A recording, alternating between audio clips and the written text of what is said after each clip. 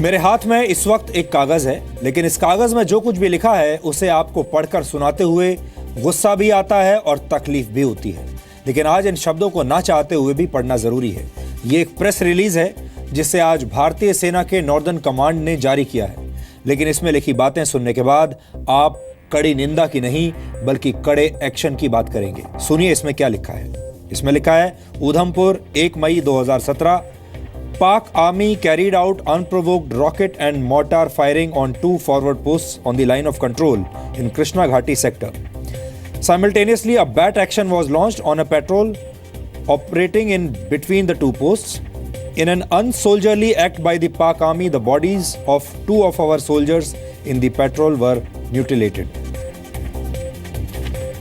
यानी हमेशा की तरह इस बार भी पाकिस्तान ने बर्बरता की सारी सीमाओं को पार कर दिया और हमें इस तरह की प्रेस रिलीज जारी करनी पड़ी।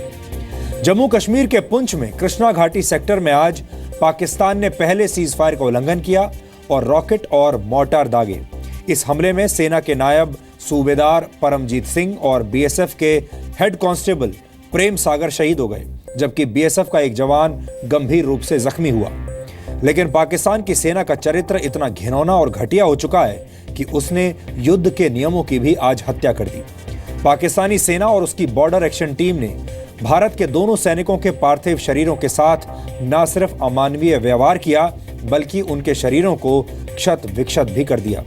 ये घटना आज सुबह करीब 8:40 की है। सूत्रों के मुताबिक हमले से पहले ऐसी सूचना थी कि पाकिस्तानी सैनिकों ने लाइन ऑफ कंट्रोल के पास लैंड माइंस बिछा दी हैं।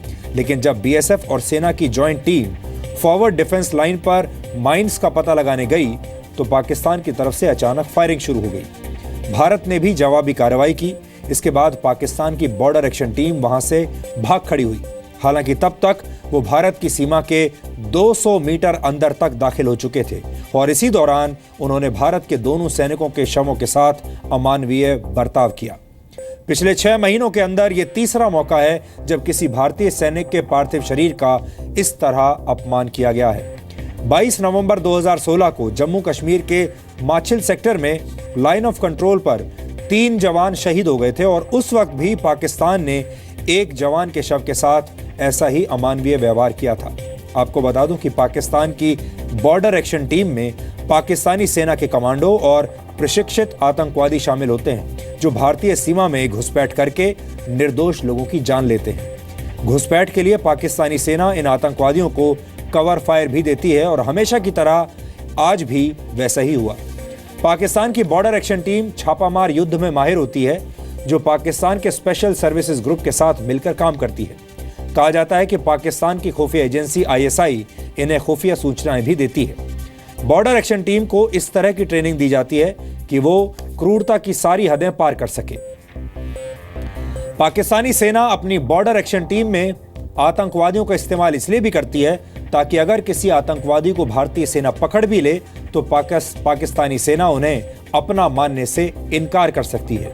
बॉर्डर एक्शन टीम बहुत प्लानिंग के बाद ही किसी ऑपरेशन को अंजाम देती है। हालांकि पाकिस्तान ने इसे सिर्फ इस मकसद से बनाया है ताकि ये भारत की सीमाओं में दाखिल होकर कुछ खास तरह के हमले कर सके। पाकिस्तान अपनी बॉर्डर एक्शन टीम में शामिल आतंकवादियों को करीब 8 महीनों की ट्रेनिंग देता है। इन आतंकियों को पाकिस्तान की वायुसेना की मदद से 4 हफ्तों तक हवाई युद्ध करने की ट्रेनिंग भी दी जाती है। 28 अक्टूबर 2016 को शहीद हुए भारतीय सेना के जवान मनदीप सिंह के शव के साथ बर्बरता की सारी हदें पार करने के पीछे भी पाकिस्तान की बॉर्डर एक्शन टीम में शामिल आतंकवादियों का ही हाथ था। जनवरी 2013 में भारतीय सेना के लांसनायक हिमराज और लांसनायक सुधाकर सिंह के पार्थिव शरीर के साथ बर्बरता करने के लिए भी पाकिस्तान की यही बैट टीम जिम्मेदार थी।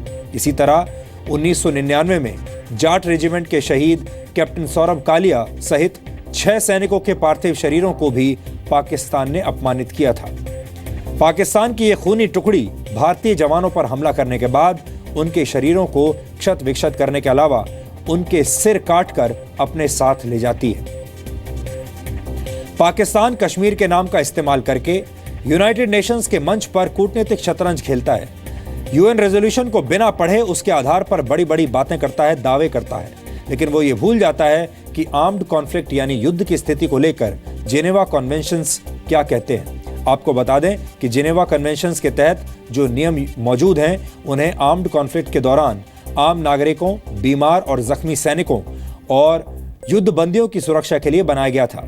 जिनेवा कन्वेंशंस के तहत साफ साफ कहा गया है, नो प्रिजनर ऑफ वॉर में be subjected to physical mutilation, यानी किसी भी युद्धबंदी के शरीर के साथ अमानवीय हरकत नहीं होनी चाहिए। अगर किसी जख्मी सैनिक की हत्या की जाती है और उसके शरीर के साथ अमानवीय व्यवहार किया जाता है तो इसे जिनेवा कन्वेंशंस के तहत बनाए गए नियमों का उल्लंघन माना जाएगा। पाकिस्तान ने वर्ष 1951 में ही जिनेवा कन्वेंशंस पर हस्ताक्षर कर दिए थे, लेकिन नियमों को न मानना पाकिस्तान की पुरानी आदत है। अब सवाल ये उठता है कि भारत पाकिस्तान की इन हरकतों के खिलाफ क्या कर सकता है, क्या कदम उठा सकता है। पहला कदम तो यह है कि भारत पाकिस्तान को उसी की भाषा में जवाब दे, और दूसरा कदम यह है कि पाकिस्तान को अंतर्राष्ट्रीय स्तर पर बेनकाब किया जाए। इसके लिए Bharat the Rome Statute of the International Criminal Court जा सकता है। ये एक प्रकार की ट्रीटी है जिसे 17 जुलाई 1998 को रोम में हुए डिप्लोमेटिक कॉन्फ्रेंस में अडॉप्ट किया गया था। इस समझौते में 4 मुख्य अंतर्राष्ट्रीय अपराधों की बात कही गई है, जिनमें जेनोसाइड यानी नरसंहार, क्राइम्स अगेंस्ट ह्यूमैनिटी यानी मानवता के खिलाफ अपराध, वॉर क्राइम्स और द क्राइम ऑफ अग्रेशन शामिल है। इंटरनेशनल क्रिमिनल कोर्ट के आर्टिकल 8 के तहत जानबूझकर किसी सैनिक के शरीर को क्षत विक्षत करना या चोटिल करना वॉर क्राइम माना जाएगा। यानी नियमों के मुताबिक युद्ध की स्थिति में किसी मृत व्यक्ति के शरीर के साथ अमानवीय व्यवहार को वॉर क्राइम की श्रेणी में रखा जाता है, जिसे कोर्ट में प्रोसिक्यूट किया जा सकता है। हालांकि भारत ने इस ट्रीटी पर हस्ताक्षर नहीं किए हैं, लेकिन इसके बावजूद Bharat law of armed conflict के सिद्धांतों से बंधा हुआ है, इसलिए वो अपनी आवाज इंटरनेशनल क्रिमिनल कोर्ट तक पहुंचा सकता है। वैसे भारत और पाकिस्तान में एक बहुत बड़ा फर्क ये भी है कि भारत मर्यादाओं का पालन करने वाला देश है, जबकि पाकिस्तान की सोच में आतंकवाद का जहर भरा हुआ है। फिलहाल स्थिति यह है कि पाकिस्तान मर्यादाओं की सारी सीमाएं तोड़कर अमानवीय हरकतों पर उतर आया है। ऐसे में पाकिस्तान को उसी की भाषा में जवाब देना भी बहुत जरूरी है। लेकिन सबसे बड़ी परेशानी यह है कि भारत में मौजूद पाकिस्तान के भक्तों का क्या किया जाए, क्योंकि ऐसे भक्तों की वजह से ही हमारे जवानों को अपनी जान गंवानी पड़ रही है और पाकिस्तान की हिंसक हरकतें थमने का नाम नहीं ले रही, क्योंकि पाकिस्तान के बहुत सारे समर्थक हमारे ही देश में मौजूद हैं। हमारे देश का कोई सैनिक शहीद होता है तो हम ये नहीं कहते कि वो सेना का था, बीएसएफ का था या फिर सीआरपीएफ का जवान था। हमारे लिए वो एक बहादुर जवान था, हमारे लिए वो एक शहीद है। लेकिन जम्मू कश्मीर के पूर्व मुख्यमंत्री फारूक अब्दुल्ला को ये कहते हुए जरा भी शर्म नहीं आई कि छत्तीसगढ़ के नक्सली हमले के मुकाबले कुपवाड़ा में शहीद होने वाले सेना के जवानों को ज्यादा हाईलाइट किया गया, ताकि कश्मीर के मुस्लिमों के खिलाफ नफरत फैलाई जा सके। फारूक अब्दुल्ला जैसे लोग कहते हैं कि सीआरपीएफ के 25 जवानों की शहादत का इतना शोर नहीं हुआ जितना कुपवाड़ा के आर्मी कैंप में शहीद हुए 3 जवानों का हो रहा है। जाहिर है ऐसे बयानों का फायदा पाकिस्तान जैसे देश उठाते हैं। 7 नफर मरिक सीआरपीएफ छत्तीसगढ़ मज त्यूट शोर यूतान 3 army Hind Marik कुपवारे band via कम खातर यूज के नफरत बढ़ मुसलमान खिलाफ इथे जगह माजो बेनियो आज लोग चाल ईमान चलावना। ये ऐसे नेता हैं जिन्हें हमारे जवान जो शहीद हुए हैं उनकी असली संख्या तक पता नहीं होती। ऐसे नेता पत्थरबाजों का खुला समर्थन करते हैं, पाकिस्तान से बातचीत का पक्ष लेते हैं, जिसका नतीजा ये होता है कि पत्थरबाजों और देश विरोधी ताकतों की हिम्मत और उनका मनोबल बढ़ जाता है। पुलवामा कॉलेज के एडमिनिस्ट्रेटिव ब्लॉक में आतंकवादी बुरहान वानी के पोस्टर लहराए जाते हैं और बिना किसी खौफ के आईएसआईएस के झंडे भी लहराए जाते हैं। तस्वीरों में देखिए। पाकिस्तान की भक्ति में डूबे ऐसे लोगों की वजह से ही पाकिस्तान के सेना प्रमुख की हिम्मत इतनी बढ़ जाती है कि वो लाइन ऑफ कंट्रोल का दौरा करते हैं और ये कहते हैं कि वो कश्मीर की आज़ादी के नाम पर पत्थर फेंकने वाले पत्थरबाजों, भारत विरोधी बातें करने वाले अलगाववादियों और डिजाइनर नेताओं के साथ खड़े हैं। और फिर इसके बाद यह खबर आती है कि पाकिस्तान ने हमारे 2 सैनिकों के शवों को अपमानित किया है। इसके बाद भी भारत सिर्फ कड़ी निंदा ही करता है। पिछले 1 हफ्ते में कड़ी निंदा शब्द का इस्तेमाल दूसरी बार हुआ है। इससे पहले नक्सली हमले में मारे गए 25 जवानों के लिए भी हमारे सिस्टम के पास सिर्फ एक ही शब्द था और वो था कड़ी निंदा। ये एक प्रकार का इंटरनल वायरस है जिसे पाकिस्तान पाल पोस कर बड़ा कर रहा है। इसलिए जो लोग शांति के हिमायती हैं और जिन्हें कड़ी निंदा करने का बेहद शौक है, आज उन्हें हम सिर्फ इतना कहना चाहेंगे कि हम शांति काल में हर रोज इस तरह अपने सैनिकों को नहीं खो सकते। अगर युद्ध ही सारी समस्याओं का समाधान है तो फिर 1965, 1971 और कारगिल युद्ध की ही तरह एक बार फिर युद्ध हो ही जाए, क्योंकि पाकिस्तान को शांति वाली भाषा कभी भी समझ में नहीं आती। अगर वो युद्ध करने के लिए इतना ही तड़प रहा है तो उसकी ये प्यास मिटाना एक जिम्मेदार पड़ोसी होने के नाते भारत का फर्ज है।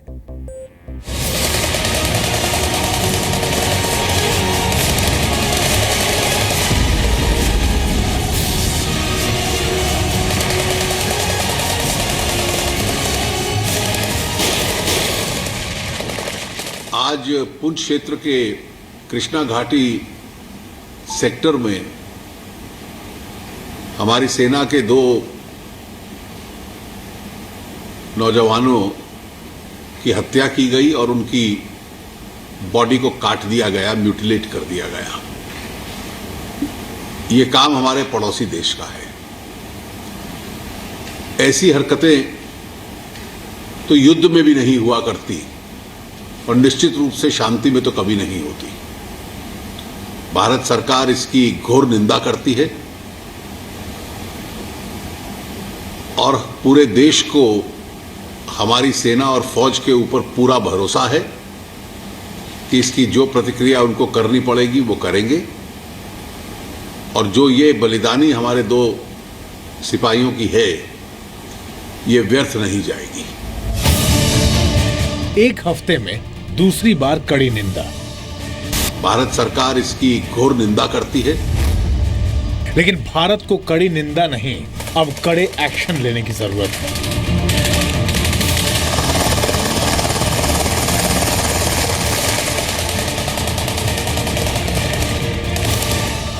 सैनिकों की हत्या कर पाकिस्तान द्वारा उनके शवों को शत विशत करना एक कायर और विकृत मानसिकता को उजागर करता है। हम इस कायरतापूर्ण और विकृत मानसिकता से के इस हमले की निंदा करते हैं, भर्त्सना करते हैं। हम पाकिस्तान को 56 इंच का सीना कब दिखाएंगे? हम पाकिस्तान से आंख तरेर कर कब बात कर पाएंगे? जम्मू कश्मीर का एक पूर्व मुख्यमंत्री सेना की शहादत का मजाक उड़ाता है, हम चुप रहते हैं। 4 नफर मरिक CRP छत्तीसगढ़ मज तून चूट शोर यूतान 3 जन आर्मी हिंद मरिक कुपवार बैन थवार कम खातर यूं के नफरत बढ़ मुसलमान खिलाफ इथे जगह माजो बेनियो आज नौ चाल यमान चलावना। घाटी में सरेआम आतंकवादी बुरहान वानी के पोस्टर और ISIS के झंडे लहराए जाते हैं, हम चुप रहते हैं। घाटी में दिन के उजाले में आतंकवादी बीच सड़क पर हमला करते हैं, हमारे जवानों को शहीद करते हैं, हम चुप रहते हैं। लेकिन कब तक इस खामोशी के तले अपने आक्रोश को यूं ही तड़प तड़प कर मरता देखें? आज 132 करोड़ हिंदुस्तानियों का खून खौल रहा है। औकात बताना चाहिए, अब बर्दाश्त नहीं करना चाहिए कि बाप बाप होता है और बेटा बेटा होता है। लेकिन सवाल यह है कि हर रोज अपने सैनिकों की शहादत पर कब तक यूं ही खामोश रहेंगे हम? कुछ तो होना चाहिए, बड़ा लेना चाहिए एक्शन, क्योंकि बस दोस्ती का हाथ बढ़ाने से कुछ होने वाला नहीं है। कभी से दोस्ती का हाथ बढ़ाते हुए देख चुके हैं। कुछ आए दिन अक्सर ये होता ही रहता है। ऐसा लग रहा है कि उन पे इतना ज़बरदस्त स्ट्राइक करना चाहिए, सर्जिकल स्ट्राइक नहीं है, अटैक ही करना चाहिए। और नरेंद्र मोदी साहब क्या कर रहे हैं, ऐसे बारे में उन लोग को काट डालना चाहिए, मार डालना चाहिए।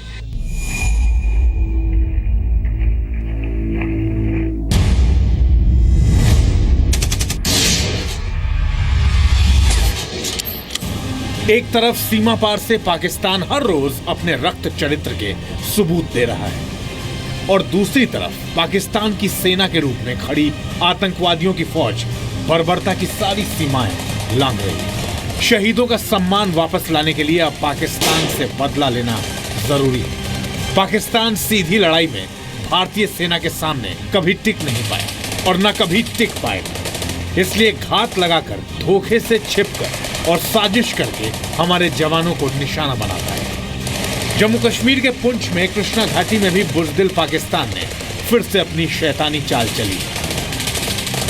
सोल्जर्स की डेड बॉडीज को म्यूटिलेट करना ये किसी सेना के कानून में नहीं है, कोई जेनेवा कन्वेंशन इसको नहीं कहती है। पाकिस्तान तो पहले भी ऐसा करता है। अब समय आ गया कि हम उनको ऐसी सज़ा दें जिससे वो इन हरकतों से बाज आ जाएं। दोबारा स्ट्राइक करने का वक्त आ चुका है, चाहे उसको आप सर्जिकल बोलें। आज हमारे पास साधन है, ज़रूरी नहीं है हम LOC को पार करके कोई ऐसा एक्शन करें। LOC के इधर से भी हमारे पास हथियार हैं जो पाकिस्तान को सज़ा हम दे सकते हैं और देनी चाहिए। हम बगैर LOC पार किए भी पाकिस्तान को उसकी भाषा में जवाब दे सकते हैं। हमारे पास क्षमता भी है, साधन भी है। तो फिर क्यों ना इस बार आर या पार की लड़ाई ही हो जाए। आखिर कब तक शांति काल में हमारे सैनिक यूं ही अपने प्राणों की आहुति देते रहेंगे। सुबह 8:40 पर यह हमला हुआ। यह इलाका घने जंगलों के बीच है। 9 जवान इस इलाके में पेट्रोलिंग करने के लिए गए थे। सबसे पहले पाकिस्तान ने RPG फायर करके हमला शुरू किया, जिसमें BSF और सेना का एक जवान शहीद हो गया। इसके बाद ही पाकिस्तान की BAT यानी बॉर्डर एक्शन टीम ने शहीदों के शव को छत-विछत कर दिया। इसमें स्टैंड ऑफ फायर हुआ है from across and from the रोजा एंड बटल posts of enemy post from Pakistan side, जिसमें इनिशियली 3 इंजरीज हुई थी और सबको एयरलिफ्ट किया गया था। तो उसमें 200 बटालियन BSF के head constable Prem Sagar and 22 Sikh के नायब सूबेदार परमजीत जो है ये सकम कर गए अपनी इंजरीज को। पाकिस्तान की BAT लाइन ऑफ कंट्रोल पार करके भारतीय सीमा में 200 मीटर अंदर तक घुस आई। भारतीय जवानों ने इसके बाद हैवी फायरिंग की, लेकिन बॉर्डर एक्शन टीम बचकर पाकिस्तान भाग गई। सैनिकों के शरीर के साथ बर्बरता करने वाले पाकिस्तानी सैनिकों का नाम भले ही बॉर्डर एक्शन टीम हो, लेकिन इसने काम बुज़दिलों जैसा ही किया है। एक तो उनके कहने का कोई अर्थ नहीं है। पाकिस्तान अपने आप में एक सभ्य राष्ट्र नहीं है। पाकिस्तान एक गिरोहबंदी है और वो भारत के पड़ोस में पलता हुआ एक नासूर है और उसको उसी तरह ट्रीट किया जाना चाहिए जैसे कि किसी बीमारी को ट्रीट किया जाता है। निश्चय किसी भी जवान का बलिदान हमारे लिए एक दुखद समाचार भी है और इससे बढ़कर के देश के लिए और कोई कुर्बानी हो भी नहीं सकती। और इसलिए हम सबका ये दायित्व है कि हम अपनी सेनाओं के प्रति सदा सर झुका करके उनके मनोबल को बढ़ाने का प्रयास करें। और जहां तक सीमा पार से होने वाली पाकिस्तान के द्वारा शरारत का संबंध है, हमें आश्वस्त रहना चाहिए कि भारत सरकार, उसके संबंधित मंत्रालय, भले ही वो गृह मंत्रालय है, भले ही वो रक्षा मंत्रालय है, भले ही हमारी सेना और अर्धसेना बल है, वो हर प्रकार से सक्षम है हर प्रकार की वहां से होने वाली शरारत का उचित उत्तर, उचित जवाबी कार्रवाई करने के लिए। सीमा पार हुई इस साजिश के पीछे पाकिस्तान के आर्मी चीफ कमर जावेद बाजवा का हाथ बताया जा रहा है। 24 घंटे पहले बाजवा ने लाइन ऑफ कंट्रोल पर हाजीपीर सेक्टर का दौरा किया। पाकिस्तानी सेना प्रमुख ने कश्मीर को सपोर्ट देने का ऐलान भी किया। ये तस्वीरें बाजवा के उसी दौरे की, जहां उसने पाकिस्तानी सैनिकों को बॉर्डर पर किसी भी हालात का सामना करने के लिए तैयार रहने को कहा। यानी बाजवा को पहले से पता था कि ऐसी किसी हरकत का भारतीय सेना करारा जवाब देगी। The army does not change its colors in Pakistan. General Bajwa has now come out in the open and clearly defined that his stand is no different from the previous army chief Rahil Sharif's stand. पहले cease fire का उल्लंघन और उसके बाद शहीदों के शव के साथ बर्बरता। इसलिए सेना ने भी ऐलान कर दिया है कि पाकिस्तान को सजा जरूर मिलेगी, लेकिन सवाल यह है कि कब। हम तो पाकिस्तान के आर्मी की आक्रमण के इंतजार में बैठे हैं ताकि जो हमारा अधूरा काम है वो हम पूरा कर सकें। पाकिस्तान का 4 टुकड़ा करना है, 2 टुकड़ा तो हो गया, 4 टुकड़ा करना है। आज जैसे ही 2 जवानों के शरीर शत विशत होने की खबर आई, पूरे देश में न सिर्फ शोक की लहर दौड़ पड़ी, बल्कि हैवानियत की सारी सीमाएं लांघने वाले पाकिस्तान के खिलाफ लोगों का खून भी खौल उठा। जो हो रहा है वो बेशर्मी हो रही है, क्लीन फाइट नहीं होती। पाकिस्तान इस माफी की घटनाएं पहले भी कर चुका है, क्योंकि हर बारी जो हमारी तरफ से रिस्पांस था उस माफिक का नहीं था और उतना कड़ा नहीं था जो होना चाहिए। ये मौका है कि दुनिया के सभी मुल्क इकट्ठा होकर पाकिस्तान को एक आतंकवादी देश घोषित करें, क्योंकि पाकिस्तान से पूरी मानवता को खतरा है। कहाँ गया वो 56 इंची सीना, कहाँ गया वो 56 इंची बयान कि अगर एक सर कटेगा तो हम 10 काट के लाएंगे। जहाँ तक सवाल है पाकिस्तान का, पाकिस्तान की नीयत कभी कश्मीर के मामले में साफ नहीं रही।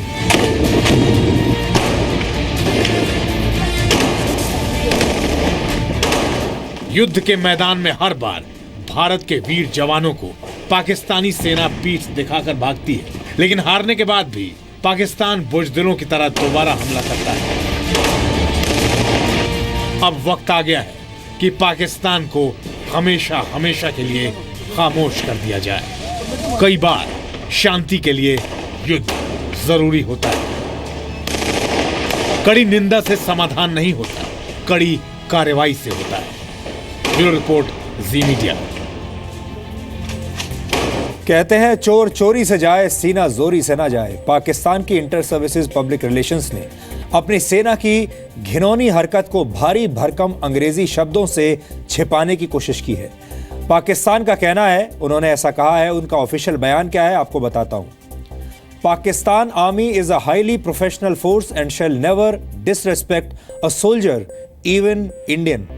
यहां पर इस पर ध्यान दीजिए, लिखा है इवन इंडियन, लेकिन जो सच है उसे कोई छिपा नहीं सकता। पाकिस्तान की सेना ने भारतीय सैनिकों के शरीर के साथ अमानवीय व्यवहार 1 या 2 बार नहीं बल्कि कई बार किया है, लेकिन इस बार पानी सिर के ऊपर से निकल चुका है। हमें उम्मीद है कि कम से कम इस बार भारत सरकार कड़ी निंदा और घोर निंदा से ऊपर उठकर कड़ी कार्रवाई करके देश को दिखाएगी।